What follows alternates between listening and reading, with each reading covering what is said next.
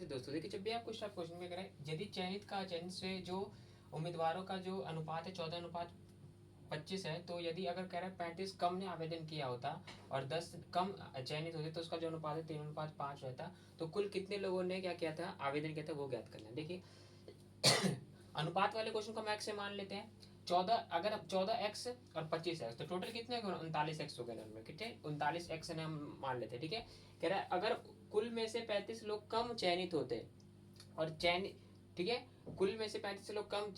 कुल में से जितने थे 35 कम आते और 10 कम चयनित होते तो उसका अनुपात 3:5 होता है। ठीक है अब हम इस क्वेश्चन को कैसे करेंगे नॉर्मली, देखिए हमारे पास अचयनित के बारे में कुछ ज्यादा इन्फॉर्मेशन नहीं दे रखी है, हमको कुल दे रखा है और चयनित दे रखा है, तो हम इसी से सॉल्व करते हैं। तो 14x में से अगर 10 कम अनुपात 14 अगर चयनित होते और उसमें से 10 चयनित होते, कम चयनित होते, तो क्या होता, उसका अनुपात, कुल अनुपात, तो कुल कितना मारता 39x,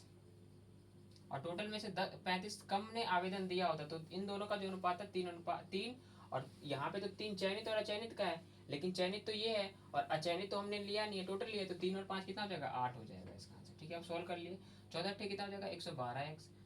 8 दाम 80, 39 दिया कितना हो जाएगा बताइए, 3 9 27, 3 3 117, और 35 दिया कितना हो जाएगा, 3 5 15, 3 3 9 1 10, 105 जाएगा। 117 12, 112 में 70 कितना होगा, माइनस का 5x, माइनस के 105 में से इधर इधर जाएगा तो कितना बचेगा बताइए, प्लस का 80, तो यहाँ पे कितना बच जाएगा 20 5 25, माइनस का 25, माइनस से माइनस कट गया, 5 एकम 5 25, यानी x की वैल्यू कितना जाएगी 5, और हमें क्या कर रहा है, कुल उम्मीदवार पूछ रहा है, और 39x तो माना ही था हमने, तो 39 को 5 से गुना करते तो कितना आ जाएगा, 39 पंचे 5 9 45, कितना हो जाएगा 4, 5 15 15 4 19, यानी 195 व्यक्ति ने क्या किया था, नॉर्मली आवेदन किया था, और ये इस क्वेश्चन का आंसर भी